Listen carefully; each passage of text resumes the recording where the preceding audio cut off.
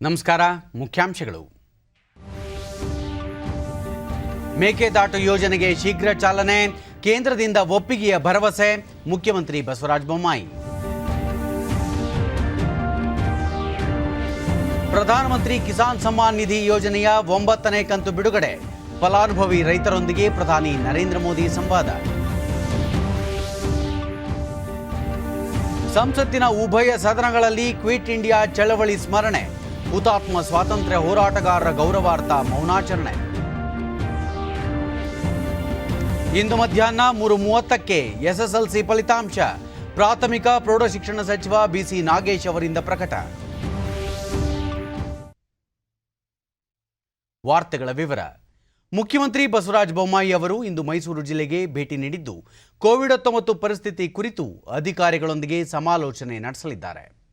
ಬೆಳಗ್ಗೆ ಚಾಮುಂಡಿ ಬೆಟ್ಟಕ್ಕೆ ಭೇಟಿ ನೀಡಿ ದೇವಿಗೆ ವಿಶೇಷ ಪ್ರಾರ್ಥನೆ ಸಲ್ಲಿಸಿದ ಬಳಿಕ ಸುದ್ದಿಗಾರರೊಂದಿಗೆ ಅವರು ಮೇಕೆದಾಟು ಯೋಜನೆಗೆ ಸಂಬಂಧಿಸಿದಂತೆ ರಾಜ್ಯ ಸರ್ಕಾರ ಈಗಾಗಲೇ ಡಿಪಿಆರ್ ವರದಿಯನ್ನು ಕೇಂದ್ರ ಸರ್ಕಾರಕ್ಕೆ ಕಳುಹಿಸಿದ್ದು ಒಪ್ಪಿಗೆ ನೀಡುವ ಭರವಸೆ ವ್ಯಕ್ತವಾಗಿದೆ. ಶೀಘ್ರವೇ ದೆಹಲಿಗೆ ಭೇಟಿ ನೀಡಿ ಕೇಂದ್ರ ಜಲಸಂಪನ್ಮೂಲ ಸಚಿವರೊಂದಿಗೆ ಸಮಾಲೋಚನೆ ನಡೆಸಿ ಮೇಕೆದಾಟು ಯೋಜನೆಯ ವಸ್ತುಸ್ಥಿತಿ ಕುರಿತು ವಿವರಿಸಲಾಗುವುದು. ಶೀಘ್ರವೇ ಈ ಯೋಜನೆಗೆ ಚಾಲನೆ ದೊರೆಯಲಿದೆ ಎಂದು ವಿಶ್ವಾಸ ವ್ಯಕ್ತಪಡಿಸಿದರು. ಅವರು ಕೂಡಲೇ ಅದನ್ನು ಒಪ್ಪಿಗೆ ಕೊಡ್ತೀವಿ ಅಂತ ಮೊನ್ನೆ ಹೋದಾಗ ಹೇಳಿದ್ದಾರೆ. ಕೆಲವು ಪ್ರಕ್ರಿಯೆಗಳಿದೆ, ಅದಾದ ತಕ್ಷಣವೇ ಅದು ಸಿಗ್ತದೆ ಅಂತ ವಿಶ್ವಾಸ ಇದೆ. ಮತ್ತು ನಾನು ಮೇಕೆದಾಟುಗೋಸ್ಕರ ನಾನು ಇನ್ನೊಂದು ಸತಿ ದಿಲ್ಲಿಗೆ ಹೋಗ್ತಾ ಇದ್ದೇನೆ, ಅದಕ್ಕೋಸ್ಕರನೇ ಹೋಗ್ತಾ ಇದ್ದೇನೆ. ಅಲ್ಲಿ ಎರಡು ವಿಚಾರ. ಒಂದು, ನಮ್ಮ ಸಂಬಂಧಪಟ್ಟಂಥ ಮಂತ್ರಿಗಳಿಗೆ ಭೇಟಿಯಾಗಿ ಅಲ್ಲಿರುವಂಥ ವಸ್ತುಸ್ಥಿತಿಯನ್ನು ನಾನು ತಿಳಿಸಿ ಹೇಳಬೇಕಾಗಿದೆ. ಸುಪ್ರೀಂ ಕೋರ್ಟಿನ ಆದೇಶಗಳನ್ನು ಅವರಿಗೆ ತಿಳಿಸಿ ಹೇಳಬೇಕಾಗಿದೆ. ಅದರ ಜೊತೆಗೆ ನಮ್ಮ ವಕೀಲರ ತಂಡದ ಜೊತೆಗೂ ಕೂಡ ನಾವು ಮತ್ತು ನಮ್ಮ ನೀರಾವರಿ ಸಚಿವರಂಥ ಕಾರಜೋಳ ಅವರು ಸಭೆ ಮಾಡಿ ಇವತ್ತು ಏನು ಕಾವೇರಿ ತೀರದಲ್ಲಿ ನಮ್ಮ ನೀರಿನ ಹೆಚ್ಚುವರಿ ನೀರಿನ ಹಕ್ಕಿದೆ ಅದನ್ನು ಯಾವ ರೀತಿ ಪಡ್ಕೋಬೇಕು, ಕಾವೇರಿ ನದಿಯ ಹೆಚ್ಚುವರಿ ನೀರಿನ ಬಳಕೆಯನ್ನು ಸುಪ್ರೀಂ ಕೋರ್ಟ್ ನೀಡಿರುವ ತೀರ್ಪಿನಂತೆ ಕಾನೂನಾತ್ಮಕವಾಗಿ ಯಾವ ರೀತಿ ಬಳಸಿಕೊಳ್ಳಬಹುದು ಎಂಬ ಬಗ್ಗೆಯೂ ದೆಹಲಿ ಭೇಟಿಯ ವೇಳೆ ತಜ್ಞರೊಂದಿಗೆ ಚರ್ಚಿಸಲಾಗುವುದು ಎಂದು ಹೇಳಿದ ಮುಖ್ಯಮಂತ್ರಿ, ತಮಿಳುನಾಡು ಮೊದಲಿನಿಂದಲೂ ನೀರಿನ ವಿಚಾರದಲ್ಲಿ ರಾಜಕಾರಣ ಮಾಡಿಕೊಂಡು ಬರುತ್ತಿದೆ. ಆದರೆ ರೈತರು ಹಾಗೂ ಜನರ ಹಿತಾಸಕ್ತಿ ಗಮನದಲ್ಲಿಟ್ಟುಕೊಂಡು ಸಮಸ್ಯೆ ನಿವಾರಿಸುವುದು ಮುಖ್ಯವಾಗಿದೆ. ನೀರಿನ ವಿಚಾರದಲ್ಲಿ ಯಾವುದೇ ಕಾರಣಕ್ಕೂ ರಾಜಕೀಯ ಮಾಡುವುದು ಸರಿಯಲ್ಲ ಎಂದರು. ವಿವರನ್ನು ಪಡ್ಕೊಂಡು ಇಲ್ಲಿ ಸೂಚನೆಗಳನ್ನು ಕೊಡೋದಕ್ಕೆ ಬಂದಿದ್ದೇನೆ. ಅದೇ ರೀತಿ ಎಲ್ಲ ಗಡಿ ಜಿಲ್ಲೆಗಳಿಗೂ ಕೂಡ ನಾನು ಭೇಟಿ ಕೊಡಬೇಕು ಅನ್ನುವಂಥ ವಿಚಾರ ಇಟ್ಟುಕೊಂಡಿದ್ದೇನೆ. ಕೇರಳ, ಮಹಾರಾಷ್ಟ್ರ ರಾಜ್ಯಗಳಲ್ಲಿ ಕೊರೋನಾ ಸೋಂಕಿನ ಪ್ರಕರಣಗಳು ಹೆಚ್ಚಿರುವುದರಿಂದ ಗಡಿಗೆ ಹೊಂದಿಕೊಂಡಿರುವ ಜಿಲ್ಲೆಗಳಿಗೆ ಮುಂದಿನ ವಾರ ಭೇಟಿ ನೀಡಲಿದ್ದು ಅಲ್ಲಿನ ತೀವ್ರತೆ ಗಮನಿಸಿ ಮುಂದಿನ ಕ್ರಮ ಕೈಗೊಳ್ಳಲಾಗುವುದು ಎಂದು ಸಹ ಬಸವರಾಜ ಬೊಮ್ಮಾಯಿ ಇದೇ ವೇಳೆ ಹೇಳಿದರು. ಸಚಿವರಾದ ಮುರುಗೇಶ್ ನಿರಾಣಿ ಮತ್ತು ಭೈರತಿ ಬಸವರಾಜ್ ಸೇರಿದಂತೆ ಅನೇಕ ಗಣ್ಯರು ಈ ಸಂದರ್ಭದಲ್ಲಿ ಉಪಸ್ಥಿತರಿದ್ದರು. ತೀರ್ಮಾನ ಮಾಡಿ ಕೆಲವು ತೀರ್ಮಾನಗಳನ್ನು ಮಾಡಿದರು. ಪ್ರಧಾನಿ ನರೇಂದ್ರ ಮೋದಿ ಅವರು ಪ್ರಧಾನಮಂತ್ರಿ ಕಿಸಾನ್ ಸಮ್ಮಾನ್ ನಿಧಿ ಯೋಜನೆಯಡಿ ಇಂದು 9ನೇ ಕಂತಿನ ಆರ್ಥಿಕ ನೆರವನ್ನು ಬಿಡುಗಡೆ ಮಾಡಿದರು. ಈ ಕಾರ್ಯಕ್ರಮ ಇದೀಗ ಪ್ರಗತಿಯಲ್ಲಿದ್ದು ಪ್ರಧಾನಿಯವರು ರೈತ ಫಲಾನುಭವಿಗಳೊಂದಿಗೆ ಸಂವಾದ ನಡೆಸುತ್ತಿದ್ದಾರೆ.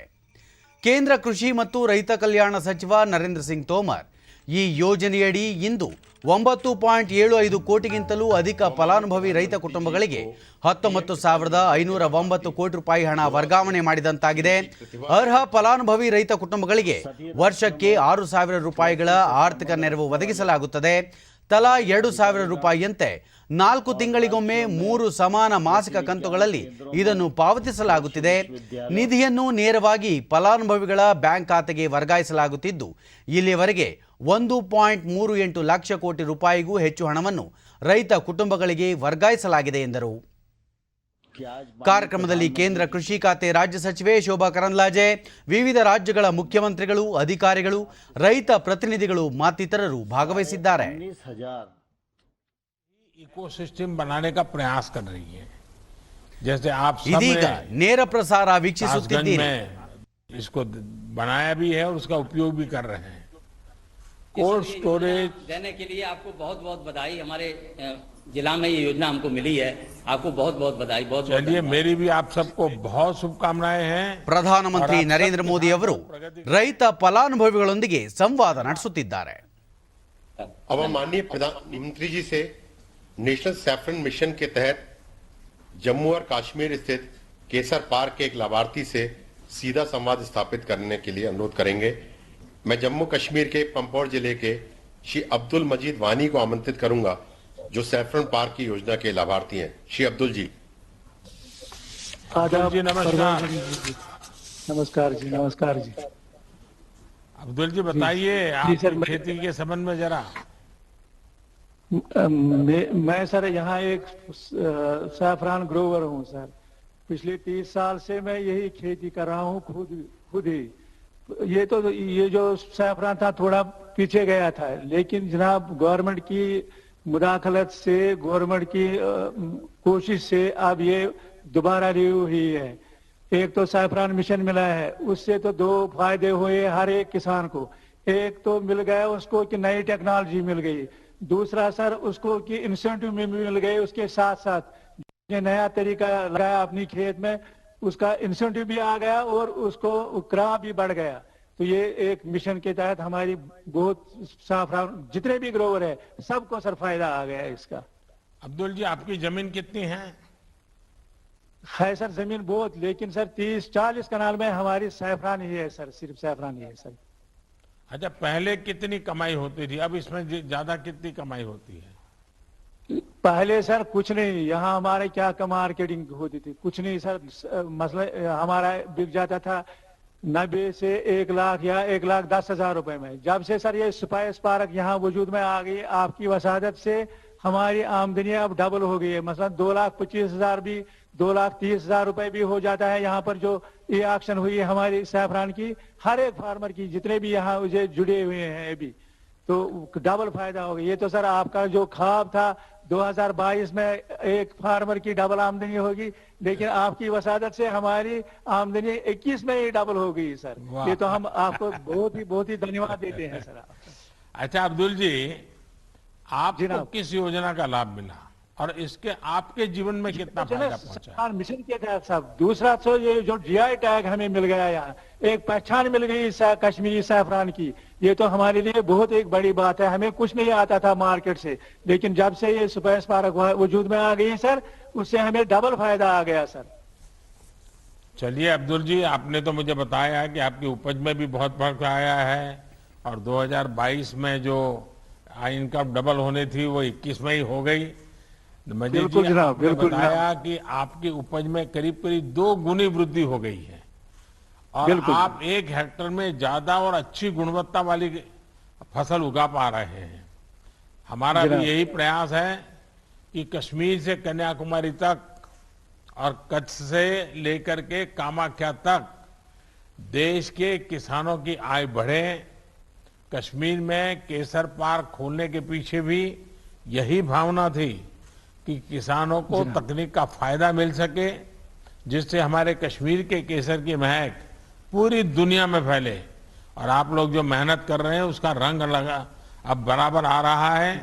मेरी आप सब केसर के किसानों को मेहनत की सर, गवर्नमेंट ने भी किया था, डिपार्टमेंट ने भी मेहनत की, तभी हम कामयाब हो गए इस बार। चलिए, मैं आपका बहुत आभारी हूं। हम सब मिलकर के करेंगे और फिर से एक बार दुनिया में भारत के केसर का रंग और सुगंध दोनों पहुंचाएंगे। बहुत बहुत धन्यवाद। मुबारक जनाब, मुबारक मुबारक मुबारक साहब। ಸ್ಮಾರ್ಟ್ ಸಿಟಿ ಯೋಜನೆಯಡಿ ಶಿವಮೊಗ್ಗ ಜಿಲ್ಲೆಯಲ್ಲಿ ಕೈಗೊಂಡಿರುವ ವಿವಿಧ ಕಾಮಗಾರಿಗಳನ್ನು ಗ್ರಾಮೀಣಾಭಿವೃದ್ಧಿ ಮತ್ತು ಪಂಚಾಯತ್ ರಾಜ್ ಹಾಗೂ ಜಿಲ್ಲಾ ಉಸ್ತುವಾರಿ ಸಚಿವ ಕೆಸಿ ಈಶ್ವರಪ್ಪ ಶಿವಮೊಗ್ಗಕ್ಕೆ ಇಂದು ಭೇಟಿ ನೀಡಿ ಪರಿಶೀಲಿಸಿದರು.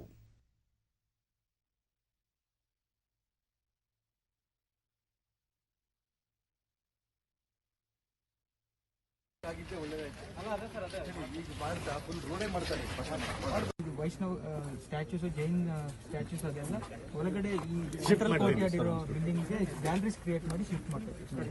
ಇದು ವೈಷ್ಣವ್ ಸ್ಟ್ಯಾಚ್ಯೂಸ್, ಜೈನ್ ಸ್ಟ್ಯಾಚ್ಯೂಸ್ ಅದೆಲ್ಲ ಒಳಗಡೆ ಈ ಸೆಂಟ್ರಲ್ ಕೋರ್ಟ್ಯಾರ್ಡ್ ಇರೋ ಬಿಲ್ಡಿಂಗ್ಗೆ ಗ್ಯಾಲರೀಸ್ ಕ್ರಿಯೇಟ್ ಮಾಡಿ ಶಿಫ್ಟ್ ಮಾಡ್ತೀವಿ. ನಂತರ ಅವರು ನಗರದಲ್ಲಿ ಪ್ರಗತಿಯಲ್ಲಿರುವ ಸ್ಮಾರ್ಟ್ ಸಿಟಿ ಕಾಮಗಾರಿಗಳಿಗೆ ಸಂಬಂಧಿಸಿದಂತೆ ಮುಂದಿನ ದಿನಗಳಲ್ಲಿ ಪ್ರತಿ ವಾರ ಅಥವಾ 15 ದಿನಗಳಿಗೊಮ್ಮೆ ಪ್ರಗತಿ ಪರಿಶೀಲನಾ ಸಭೆ ನಡೆಸಲಾಗುವುದು. ಆದಷ್ಟು ಬೇಗ ಕಾಮಗಾರಿಗಳನ್ನು ಪೂರ್ಣಗೊಳಿಸಬೇಕು ಹಾಗೂ ಗುಣಮಟ್ಟ ಕಾಯ್ದುಕೊಳ್ಳುವಂತೆ ಅಧಿಕಾರಿಗಳಿಗೆ ಸೂಚಿಸಿರುವುದಾಗಿ ತಿಳಿಸಿದರು. ಶಿವಪ್ಪ ನಾಯಕನ ಅರಮನೆ ಎದುರು ಇರುವ ಅರಣ್ಯ ಇಲಾಖೆಗೆ ಸೇರಿದ ಕಟ್ಟಡಗಳನ್ನು ಶೀಘ್ರವಾಗಿ ತೆರವುಗೊಳಿಸಲು ಸ್ಮಾರ್ಟ್ ಸಿಟಿ ನಿರ್ವಹಣಾಧಿಕಾರಿಗಳಿಗೆ ಮನವಿ ಮಾಡಲಾಗಿದೆ. 2022ರ ಜೂನ್ ತಿಂಗಳೊಳಗೆ ಶಿವಮೊಗ್ಗ ನಗರದಲ್ಲಿನ ಸ್ಮಾರ್ಟ್ ಸಿಟಿ ಯೋಜನೆಯ ಎಲ್ಲ ಕಾಮಗಾರಿಗಳನ್ನು ಪೂರ್ಣಗೊಳಿಸುವ ಗುರಿ ಹೊಂದಲಾಗಿದೆ ಎಂದು ಕೆಎಸ್ ಈಶ್ವರಪ್ಪ ತಿಳಿಸಿದರು.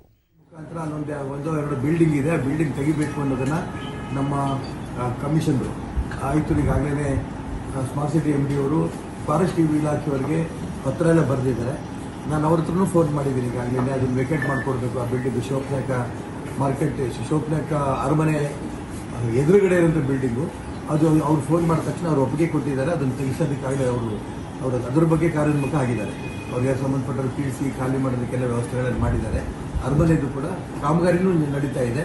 ಅದು ಜೂನ್ 2022ರಲ್ಲಿ ಅದೆಲ್ಲ ಕಾಮಗಾರಿಗಳನ್ನು ಮುಗಿಸ್ತೀನಿ ಅಂತ ಈಗಾಗಲೇ ಸಂಬಂಧಪಟ್ಟ ಕಾಂಟ್ರಾಕ್ಟ್ರು ಒಪ್ಪಿಗೆ ಕೊಟ್ಟಿದ್ದಾರೆ, ಅಧಿಕಾರಿಗಳು ಮಾಡಿದ್ದಾರೆ, ಅದೆಲ್ಲ ಮುಗಿದಿದೆ. ಭಾರತ ಬಿಟ್ಟು ತೊಲಗಿ ಚಳವಳಿಯ 79ನೇ ವರ್ಷಾಚರಣೆಯ ಹಿನ್ನೆಲೆಯಲ್ಲಿ ಲೋಕಸಭೆಯಲ್ಲಿಂದು ಸ್ವಾತಂತ್ರ್ಯ ಹೋರಾಟದ ಹುತಾತ್ಮರಿಗೆ ಗೌರವ ನಮನ ಸಲ್ಲಿಸಲಾಯಿತು. ಸ್ಪೀಕರ್ ಓಂ ಬಿರ್ಲಾ 1942ರ ಆಗಸ್ಟ್ ತಿಂಗಳ ಇದೇ ದಿನಾಂಕದಂದು ಮಹಾತ್ಮ ಗಾಂಧೀಜಿಯವರು ಬ್ರಿಟಿಷರ ಆಡಳಿತದ ವಿರುದ್ಧ ಕ್ವಿಟ್ ಇಂಡಿಯಾ ಚಳವಳಿಗೆ ಕರೆ ನೀಡಿದ್ದು ಸ್ವಾತಂತ್ರ್ಯ ಇತಿಹಾಸದಲ್ಲಿ ಮಹತ್ವಪೂರ್ಣ ಘಟನೆ ಎಂದರು.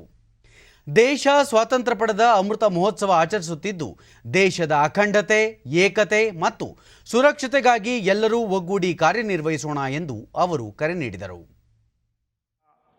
शंकवाद करते हुए देश को अंग्रेजी शासन की दास्ता से मुक्त कराने के लिए समस्त देशवासियों को एकजुट होने का आह्वान किया था.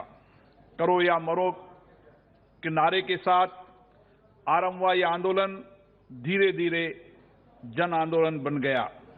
भारत छोड़ो आंदोलन हमारे स्वतंत्रता संग्राम के सबसे महत्वपूर्ण घटनाओं में से एक था, जिसने हमारे देश की आजादी के महान लक्ष्य को प्राप्त करने में निर्णायक भूमिका निभाई थी.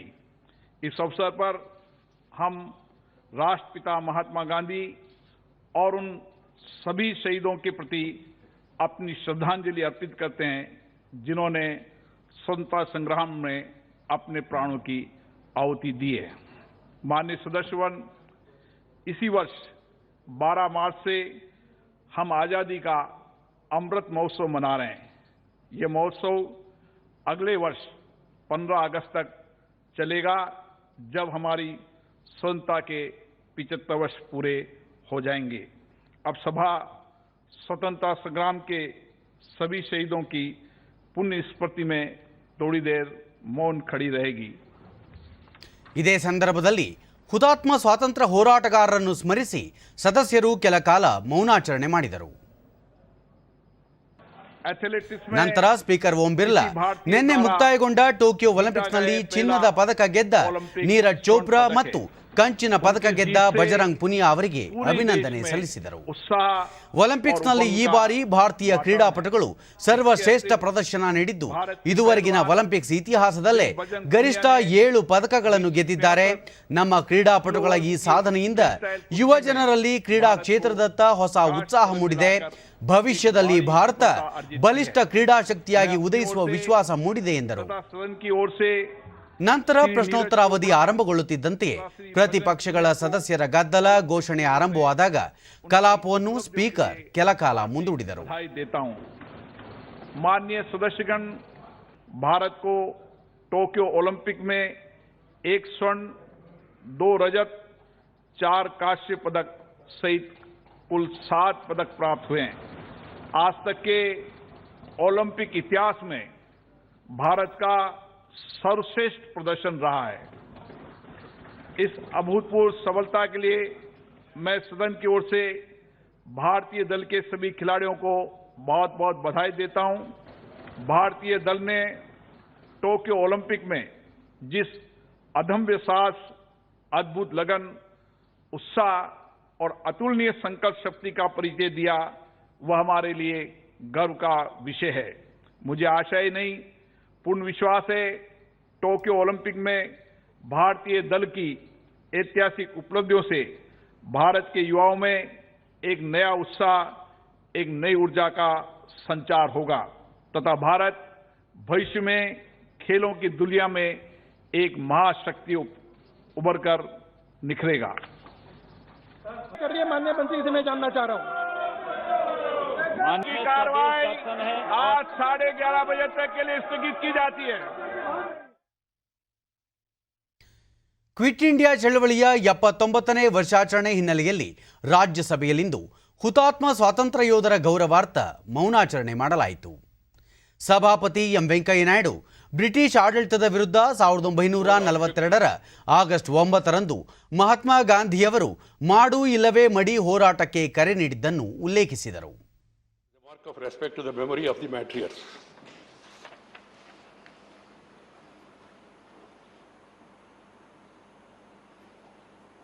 March the 79th ಬಳಿಕ anniversary of the ನಿನ್ನೆ historic ಮುಕ್ತಾಯಗೊಂಡ day ಒಲಿಂಪಿಕ್ಸ್ on which ಕ್ರೀಡಾಕೂಟದಲ್ಲಿ Mahatma Gandhi ಪದಕ ಗೆದ್ದ ಭಾರತೀಯ ಪಟುಗಳಿಗೆ ಅಭಿನಂದನೆ ಸಲ್ಲಿಸಲಾಯಿತು. ಒಲಿಂಪಿಕ್ಸ್ ಇತಿಹಾಸದಲ್ಲೇ ಈ ಬಾರಿ ಭಾರತ ಗರಿಷ್ಠ 7 ಪದಕಗಳನ್ನು ಗೆದ್ದು ದಾಖಲೆ ಬರೆದಿದೆ ಎಂದ ಸಭಾಪತಿ ವೆಂಕಯ್ಯ ನಾಯ್ಡು, ಈ ಬಾರಿ ಭಾರತದ 120 ಕ್ರೀಡಾಪಟುಗಳು ಒಲಿಂಪಿಕ್ಸ್ನಲ್ಲಿ ಸ್ಪರ್ಧಿಸಿದ್ದು, ಆ ಪೈಕಿ 55 ಆಟಗಾರರು ಕ್ವಾರ್ಟರ್ ಫೈನಲ್ಸ್ ಹಂತ ತಲುಪಿದ್ದಾರೆ. 40 ಕ್ರೀಡಾಪಟುಗಳು ಸೆಮಿಫೈನಲ್ಸ್ ತಲುಪಿದ್ದು ಇದುವರೆಗಿನ ಒಲಿಂಪಿಕ್ಸ್ನಲ್ಲಿ ಭಾರತದ ಅತ್ಯುತ್ತಮ ಸಾಧನೆಯಾಗಿದೆ. ಕ್ರೀಡಾ ವಲಯದಲ್ಲಿ ಭಾರತ ಮತ್ತಷ್ಟು ಸಾಧನೆ ಮಾಡುವ ಭರವಸೆ ಮೂಡಿದೆ ಎಂದು ತಿಳಿಸಿದರು. The country's rich traditional sports, particularly rural sports, need to be galvanized for making a mark in the Asian, Commonwealth, World and Olympic competitions. A medal-churning superstructure cannot be built on a weak substructure of low passion, inadequate sports culture. Over 40% of our Tokyo contingent come from Haryana and Punjab. The Government of India has mobilized the best efforts preparing for Tokyo Games and identifying and nurturing the medal talent, besides providing holistic professional the scientific support required. The best possible international exposure have been enabled for the promising. It has also paid dividends in Tokyo, as borne out by the mood-lifting performance of Neeraj Chopra and others. This I have already admitted, I have already said it in the Business Advisory Committee meeting, and also conveyed to the government about the need to discuss the farmers' issue once again.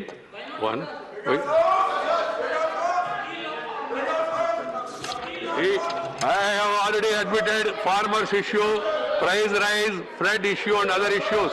If this is the way,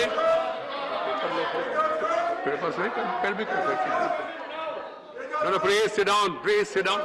Let us not spoil the atmosphere. Keeping that in mind, I am adjourning the House to 12 o'clock. ನಂತರ ಪ್ರತಿಪಕ್ಷಗಳ ಸದಸ್ಯರ ಗದ್ದಲ ವಾಗ್ವಾದ ಆರಂಭಗೊಂಡಾಗ ಸದನವನ್ನು ಮಧ್ಯಾಹ್ನ 2 ಗಂಟೆಯವರೆಗೆ ಮುಂದೂಡಲಾಯಿತು. 2025ರ ವೇಳೆಗೆ ಕ್ಷಯರೋಗ ಮುಕ್ತ ಭಾರತ ನಿರ್ಮಾಣಕ್ಕೆ ನಾವು ಮಾಡಿರುವ ಸಂಕಲ್ಪ ಈಡೇರಿಕೆಗೆ ಪ್ರಯತ್ನ ಮಾಡಬೇಕು ಎಂದು ಉಪರಾಷ್ಟ್ರಪತಿ ಎಂ ವೆಂಕಯ್ಯ ನಾಯ್ಡು ಕರೆ ನೀಡಿದ್ದಾರೆ. ದೆಹಲಿಯಲ್ಲಿಂದು ಕ್ಷಯರೋಗ ನಿಯಂತ್ರಣಕ್ಕೆ ಸಂಬಂಧಿಸಿದ ಕಾರ್ಯಕ್ರಮದಲ್ಲಿ ಅವರು ಸಂಸತ್ ಸದಸ್ಯರನ್ನುದ್ದೇಶಿಸಿ ದೇಶದಲ್ಲಿ ಕ್ಷಯರೋಗದ ಬಗ್ಗೆ ಸಾರ್ವಜನಿಕರಲ್ಲಿ ಜಾಗೃತಿ ಮೂಡಿಸುವುದು ಅಗತ್ಯವಾಗಿದೆ. ಈ ನಿಟ್ಟಿನಲ್ಲಿ ಸದಸ್ಯರು ಹಾಗೂ ಸಂಬಂಧಿಸಿದ ಇಲಾಖಾಧಿಕಾರಿಗಳು ಕ್ಷಯರೋಗ ನಿಯಂತ್ರಣದ ಕುರಿತಂತೆ ಕಾರ್ಯಕ್ರಮಗಳನ್ನು ರೂಪಿಸಿ ಜನರಿಗೆ ಅರಿವು ಮೂಡಿಸಬೇಕು ಎಂದು ಹೇಳಿದರು. Secondly, the program also, simple namaskar. Namaskar is our sanskar. The Western model is not necessary. Third, this end of the program, I see in many government programs, vote of thanks. Vote should be avoided in government programs. It should be words of thanks. Because the moment you bring vote in, vote, V-O-T-E, then the division starts. This is another simple suggestion for all of you here. तो हमने राज्यसभा में भी कहा, और ये system है ना, colonial system. The minister raises and member raises and says, sir, I raise to beg. मैंने कहा तो begging is banned already. That is the words used by those fellows because we have to beg them for permission. Members of Parliament, they are capable enough of understanding it.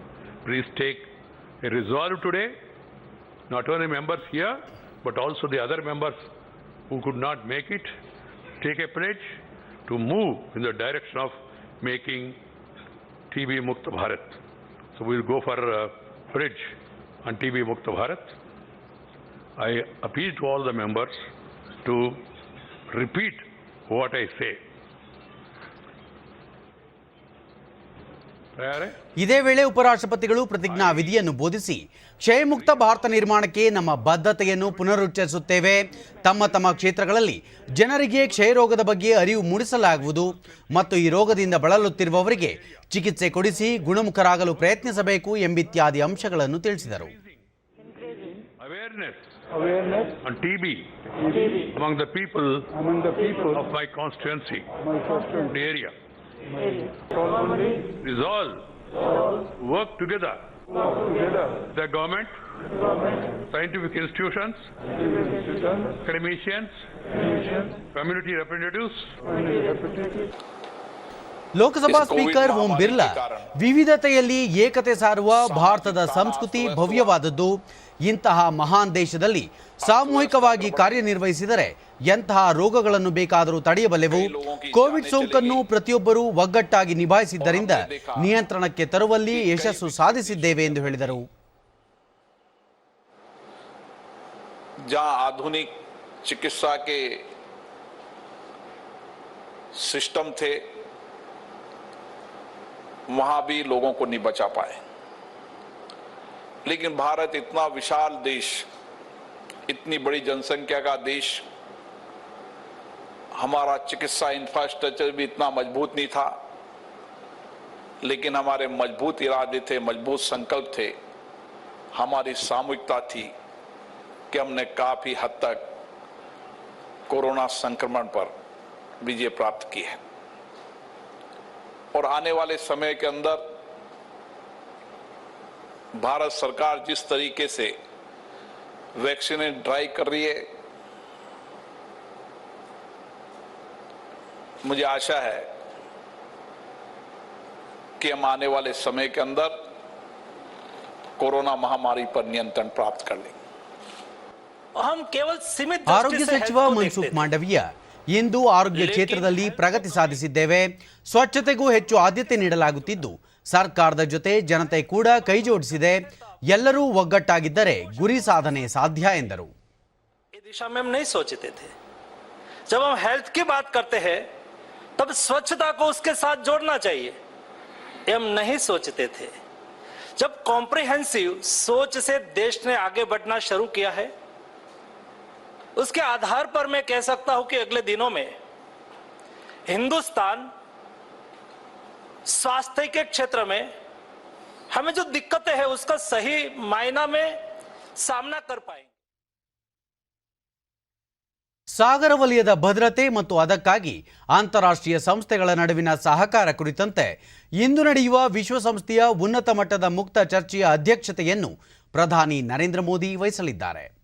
ವಿಶ್ವಸಂಸ್ಥೆ ಭದ್ರತಾ ಮಂಡಳಿಯ ವತಿಯಿಂದ ಸಂಜೆ 5:30ಕ್ಕೆ video conferencing ಮೂಲಕ ನಡೆಯಲಿರುವ ಸಭೆಯ ಅಧ್ಯಕ್ಷತೆಯನ್ನು ನರೇಂದ್ರ ಮೋದಿ ಅವರು ವಹಿಸುತ್ತಿದ್ದಾರೆ ಎಂದು ಪ್ರಧಾನಮಂತ್ರಿ ಕಚೇರಿ ಪ್ರಕಟಣೆ ತಿಳಿಸಿದೆ. ವಿಶ್ವಸಂಸ್ಥೆ ಭದ್ರತಾ ಮಂಡಳಿಯ ಸದಸ್ಯರಾಗಿರುವ ಹಲವು ದೇಶಗಳ ಮುಖ್ಯಸ್ಥರು, ಮುಖ್ಯ ಭಾಷಣಕಾರರು ಇದರಲ್ಲಿ ಭಾಗವಹಿಸಲಿದ್ದು, ಸಾಗರ ವಲಯದಲ್ಲಿ ನಡೆಯುವ ಅಪರಾಧ ಚಟುವಟಿಕೆಗಳು, ಅಭದ್ರತೆಯನ್ನು ಕಡಿಮೆ ಮಾಡಿ ಸುರಕ್ಷತೆಯನ್ನು ಹೆಚ್ಚಿಸುವ ನಿಟ್ಟಿನಲ್ಲಿ ಅಂತಾರಾಷ್ಟ್ರೀಯ ಸಹಕಾರದ ಬಗ್ಗೆ ಚರ್ಚೆ ನಡೆಯಲಿದೆ. ಯಾವುದೇ ಒಂದು ದೇಶದಿಂದ ಸಾಗರ ವಲಯದ ಭದ್ರತೆ ಸಾಧ್ಯವಿಲ್ಲ. ಇದಕ್ಕೆ ಅಂತಾರಾಷ್ಟ್ರೀಯ ಸಹಕಾರ ಅಗತ್ಯ. ವಿಶ್ವಸಂಸ್ಥೆ ಭದ್ರತಾ ಮಂಡಳಿಯಲ್ಲಿ ಈ ವಿಷಯ ಚರ್ಚೆಯಾಗಿ ನಿರ್ಣಯ ಅಂಗೀಕರಿಸಲಾಗುತ್ತದೆ.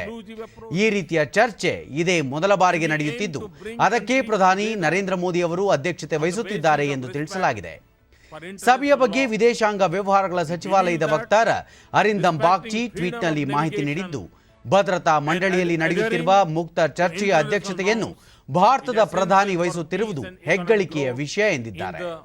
Larger and interlinked marine geography of the Indo-Pacific.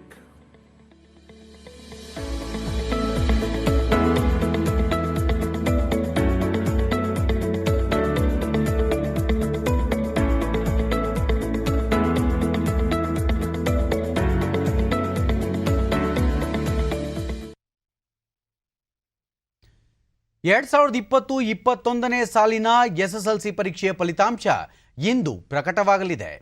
ಮಧ್ಯಾಹ್ನ 3:30ಕ್ಕೆ ಪ್ರೌಢಶಿಕ್ಷಣ ಪರೀಕ್ಷಾ ಮಂಡಳಿಯ ಸಭಾಂಗಣದಲ್ಲಿ ಪ್ರಾಥಮಿಕ ಮತ್ತು ಪ್ರೌಢಶಿಕ್ಷಣ ಸಚಿವ ಬಿಸಿ ನಾಗೇಶ್ ಅವರು ಫಲಿತಾಂಶವನ್ನು ಪ್ರಕಟಿಸಲಿದ್ದಾರೆ ಎಂದು ಮಂಡಳಿಯ ನಿರ್ದೇಶಕಿ ಸುಮಂಗಲ ತಿಳಿಸಿದ್ದಾರೆ. ಈ ಬಾರಿ ಎಲ್ಲ ವಿದ್ಯಾರ್ಥಿಗಳನ್ನು ತೇರ್ಗಡೆ ಮಾಡಲು ಸರ್ಕಾರ ಈಗಾಗಲೇ ನಿರ್ಧರಿಸಿದೆ. ಕೋರ್ ವಿಷಯಗಳಿಗೆ ಜುಲೈ 19 ಮತ್ತು ಭಾಷಾ ವಿಷಯಗಳಿಗೆ ಜುಲೈ 22ರಂದು ಪರೀಕ್ಷೆ ನಡೆಸಲಾಗಿತ್ತು. ಈ ಬಾರಿ ಒಟ್ಟು 8,76,000 ವಿದ್ಯಾರ್ಥಿಗಳು ಪರೀಕ್ಷೆ ಬರೆದಿದ್ದಾರೆ. ವಿದ್ಯಾರ್ಥಿಗಳು https://sslc.karnataka.gov.in ಜಾಲತಾಣದಲ್ಲಿ ಫಲಿತಾಂಶ ಪಡೆಯಬಹುದಾಗಿದೆ. ಕೊನೆಯಲ್ಲಿ ಮತ್ತೊಮ್ಮೆ ಮುಖ್ಯಾಂಶಗಳು.